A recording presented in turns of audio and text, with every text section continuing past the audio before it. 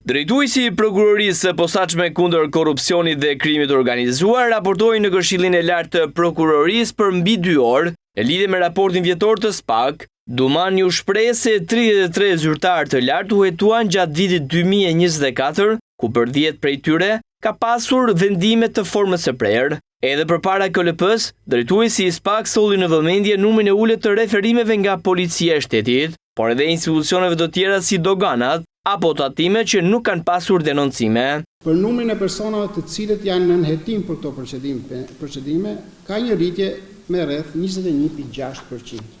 Gjithashtu, një rritje prej 35% vërehet edhe për hetimet e përfunduara krahasuar me vitin 2023. Gjatë vitit 2024, siç shihet edhe në raport, janë në hetim 33 ish zyrtarë të lartë.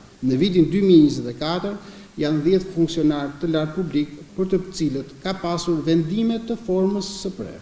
Bashkëpunimi nga institucionet publike në lidhje me referimet e ardhura prej tyre ka nevojë ende të përmirësohet. Kështu, numri i procedimeve të filluara nga referimet e përcjella për tyre mbetet i ulët, duke zënë vetëm 15.1% të totalit të referimeve të dërguara pranë SPAK, vjet re rënja e hetimeve të filluara me kallëzime nga Policia e Shtetit nga 65 në vitin 2023 në 30 në vitin 2024. Midis të tjera, shkrye prokurori Altin Dumani ngriti shqetësimin e zvarritjes së sancave paraprake që sipas tij, kjo procedurë merr shumë kohë dhe vën në rrezik afatet e paraburgimit. Mëtej u ndal edhe te akuzat që ka numër të lartë të paraburgosurve, duke argumentuar se 40% të hetuarve janë pa mas sigurimi, ose thënë ndryshe 246 persona.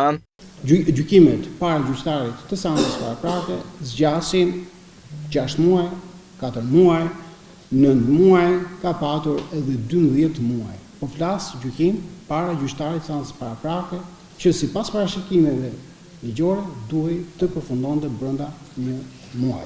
Kjo zgjatje e shqyrtimit të kërkesës së prokurorit para gjyqtarit të sancës paraprake sjell edhe problematika sa takon afateve të paraburgimit. Numri i personave që janë hetuar pa mas sigurimi në gjendje të tillë nga ana e prokurorisë së posaçme, që shkon mbi 40%.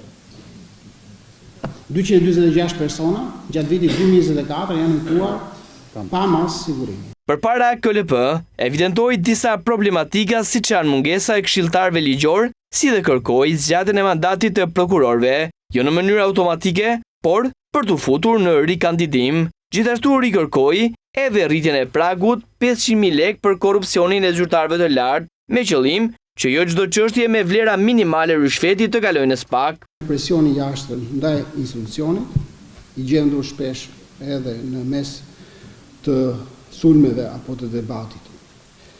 Problematik tjetër është vijimi i mungesës së përcaktimit të qartë ligjor në lidhje me statusin e prokurorëve të posaçëm pas përfundimit të mandatit të tyre. Mungesa e këshilltarëve ligjor pranë prokurorisë së posaçme përbën sërish një problem i cili është trajtuar edhe më parë. Vazhdon dhe mbetet problematike çështja e mos ekstradimit të shtetit shqiptar të legalizuar apo arrestuar në Emiratet e Bashkuara Arabe. Kreu i SPAK vuri në dukje që krimi organizuar është sofistikuar, duke krijuar edhe mekanizma që humbin gjurmët sa i përket rishfetit që japin ndaj zyrtarëve.